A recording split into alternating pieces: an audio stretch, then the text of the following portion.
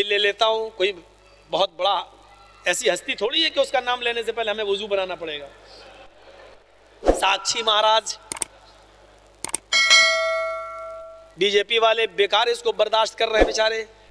इसको तो रांची या बरेली के पागल खाने में इसका दिमाग का इलाज कराएं।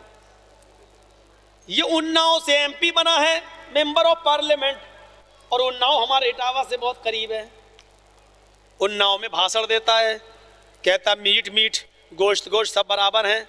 अगर मुसलमान लोग बकरा खा लेते हैं, भैंस खा लेते हैं और गाय भी खाते हैं, उसने वहां उकसाना चाह लोगों को, गाय भैंस बकरा खा लेते हैं तो गधा और कुत्ता क्यों नहीं खाते? मुसलमानों को चाहिए जब मीट मीट गोश्त गोश्त सब बराबर, तो गाय भैंस बकरा खाते हो तो कुत्ता और गधा भी खाना चाहिए। 1 महीने के बाद मेरा प्रोग्राम हुआ, लोगों ने मुझे उसकी वो सुनाई, यूट्यूब पे पड़ी हुई तकरीर। मैंने कहा बेटा कोई बात नहीं, आज सूद समेत इसका कर्ज वापस कर दूंगा। मैंने मंत्रों के जरिए हिंदू भाइयों को मंत्र बताकर पूरी बात समझाई। फिर मैंने साक्षी जी का नाम लेकर कहा, साक्षी जी सवाल तो आपका बहुत अच्छा था, बहुत प्यारा था कि गोश्त गोश्त सब बराबर, मुसलमान भैंस बकरा गाय खा लेते हैं, गधा कुत्ता सुअर क्यों नहीं खाते? आपने सवाल तो अच्छा किया, मैं इस तरफ नहीं जाऊंगा कि राम ने खाया कि नहीं, सीता ने खाया या नहीं, देवी देवताओं ने खाया या नहीं, मैं उस तरफ नहीं जाना चाहता, वरना बहुत से मंत्र है मेरे पास। लेकिन आपको समझाने के लिए इतना क्या देता हूं कि पेशाब पेशाब सब बराबर। और मैंने कहा वहां मूत मूत, वो लोग कहते हैं ना गौमूत्र, तो मैंने कहा मूत मूत सब बराबर, पेशाब पेशाब सब बराबर।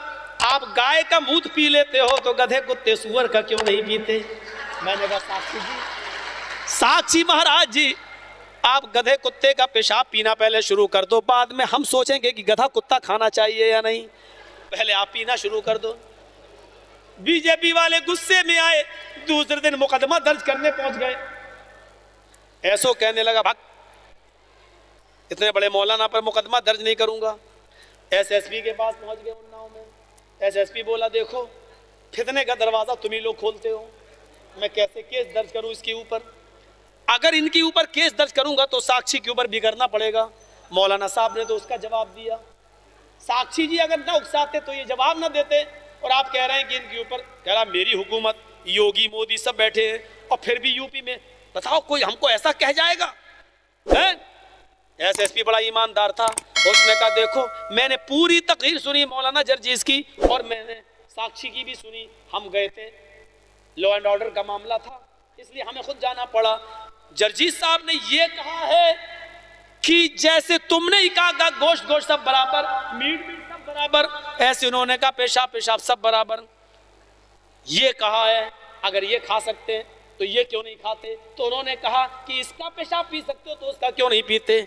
इसमें तो कोई बुराई नहीं है। मुकदमे दर्ज होंगे तो दोनों पे होंगे, और दफा लगेगी तो दोनों पर एक ही लगेगी, और नहीं तो भाई हम तो न्यूट्रल आदमी, हमें भी तो ऊपर मुंह दिखाना है। उसने कहा हमें भी तो आवागमन होता है, हमारे भी तो पुनर्जन्म होगा, हमें भी तो कहीं कुत्ता बिल्ली सुअर ना बना दिया जाए, हम भी तो अच्छे कर्म करना चाहते हैं, एक पर जुल्म करें और दूसरे पर नहीं, ऐसा नहीं हो सकता। भागो यहाँ से, हट, सबको भगा दिया।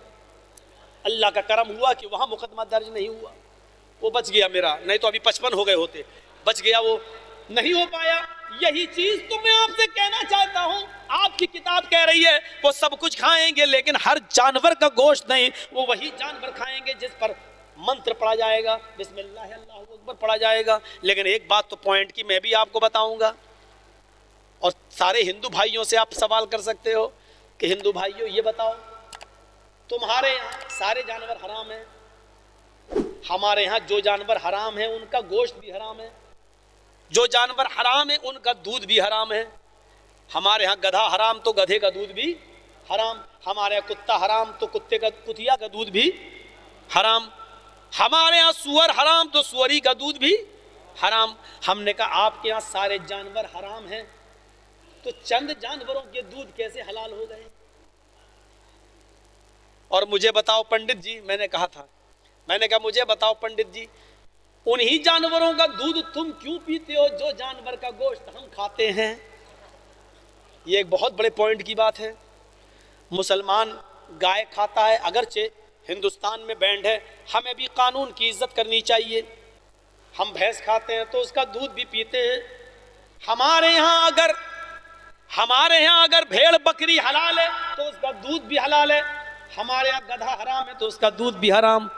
तो मुझे ये बताओ मेरे हिंदू भाइयों, तुम्हारे यहाँ तो सारे जानवर अगर हराम है तो सबका दूध भी हराम होना चाहिए। तुम भैंस का दूध क्यों पीते हो, गाय का क्यों पीते हो, बकरी का क्यों पीते हो? ये जानवर हम खाते हैं तो इसका दूध भी पीते हैं। तुम गधे का क्यों नहीं पीते? तुम सूअर का दूध क्यों नहीं पीते? तुम शेरनी का दूध क्यों नहीं पीते? कहीं तो कुछ दाल में काला है। शंकराचार्य जी बताएं ऐसा क्यों है, और शायद वो ये बताएं कि मौलाना जर्जी साहब ने इशारा सही करके हमारी गर्दन फंसा दी है। हकीकत ये है कि ये जानवर जो मुसलमान खाते हैं हमारे यहाँ पर भी हलाल हैं। शायद वो ये कहते हैं क्योंकि कृष्ण जी ने जब अर्जुन से कहा था, अर्जुन जब नमाज पढ़ो तो क्या कहा था, योगी उज्जित, पूरे शरीर की एक्सरसाइज कर लेना, यानी रुकू सजदा सब, और ये पढ़ना दोनों हाथों को, ये लिखा बाकायदा महाभारत में, हृदय नमा, अपने दोनों हाथों को सीने पर रख लेना है। अर्जुन अपने दोनों हाथों को सीने पर रख लेना। देख लो हिंदू मूर्ति के सामने खड़ा है लेकिन दोनों हाथों को ऐसे रख लेता है सीने पे, वहां रख लेना तो वो रख लेता है। हमारे यहाँ बांध लेना तो हम रखते हम भी हैं, वो बस दोनों हाथ जोड़कर रखता है, हम दोनों हाथ यूं करके रखते हैं। वो भी सीने पे रखता है, हम भी सीने पे रखते हैं। वो भी कहता है दिल से हम क्षमा मांग रहे हैं, और हम भी कहते हैं अल्हम्दुलिल्लाह रब्बिल आलमीन, दिल से गवाही देते हैं कि सारी तारीफ तेरे लिए है। हृदय सीने पे रख लेना, नमा और सर झुका लेना। और कृष्ण जी का एक आदेश और है, हाय अर्जुन, मूर्ति के सामने खड़े हो जाना लेकिन आंखें बंद कर लेना। मैंने बड़े बड़े पंडितों से पूछा सर्व धर्म सम्मेलनों में, जब मूर्ति के सामने खड़े हो, जब खड़ा होने का हुक्म है तो आंखें बंद करने से फायदा क्या हुआ? भाई ये मूर्ति है, अब हमें मूर्ति के सामने खड़ा होने का हुक्म दिया तो अब देखेंगे तभी ना फायदा है। आंख बंद है तो अब क्या फायदा हुआ मूर्ति को सामने रखने से? कोई फायदा हुआ? कृष्ण जी बताते हैं अर्जुन, हमें मूर्ति की पूजा नहीं करनी है, मूर्ति की पूजा नहीं करनी है, बल्कि मूर्ति को रूपक मानना है और ईश्वर की कल्पना करना है, अल्लाह का तसव्वुर करना है। इसलिए आंखें बंद कर लो ताकि मूर्ति की पूजा ना हो बल्कि पूजा ऊपर वाले की हो। और ये तसव्वुर कर लो, ये विचार कर लो कि ऊपर वाला हम अपने सामने रखे हुए हैं, ऊपर वाले को अपने सामने ऐसा ही होगा। कितना जबरदस्त आदेश है कृष्ण जी का। यही हुक्म मोहम्मद रसूलुल्लाह दे रहे हैं, जब तुम नमाज पढ़ने खड़े हो जाओ, ताबुदल्लाह का अन्नका तरा, तो अल्लाह की इबादत इस तरह करो गोया कि तुम अल्लाह को देख रहे हो। फ़इल्लम तकुन तरा फ़इन्नहु यराक, अगर ये ना सोच सको कि तुम अल्लाह को देख रहे हो तो ये सोच लो कि वो तुम्हें जरूर देख रहा है। लेकिन आंखें बंद करने का हुक्म नहीं दिया, क्यों? इसलिए कि हमारी मस्जिद में मूर्ति है ही नहीं। आंखें हृदय सीने पे हाथ रख लो, नमा और सर झुका लो, यानी सजदे की जगह पर अपनी निगाहें रख लो। हम सजदे की जगह पर रख लेते हैं। उसके बाद ये मंत्र पढ़ो, मही देवस्य सवितु परिष्टुति वसुर्दयमाना न सुपथराय अस्मान। मही देवस्य, महान है हमारा वो देवता, सवितु सारी की सारी परिष्टुति, जिसके लिए प्रशंसा है। कृष्ण जी अर्जुन से कह रहे हैं ये पढ़ो, सारी प्रशंसा उसके लिए जो महान है। हम लोग भी तो यही पढ़ते हैं, अल्हम्दुलिल्लाहि रब्बिल आलमीन, तमाम तारीफ उसके लिए जो दोनों जहान का रब है। कृष्ण जी कह रहे हैं अर्जुन से बसुर्दयमाना है अर्जुन, उसके बाद ये पढ़ो बसुर्दयमाना, वो बड़ा दयालु है, कृपालु है। हम क्या पढ़ते हैं अर्रहमानिर रहीम, बड़ा मेहरबान इंतहाई रहम वाला है।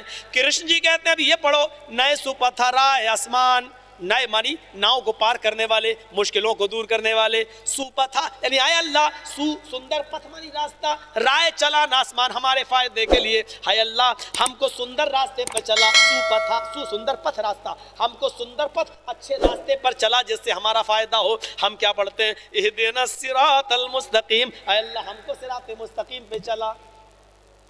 इन आयतों से लगता है, इन मंत्रों से, कि कृष्ण जी भी पक्के अहले हदीस थे।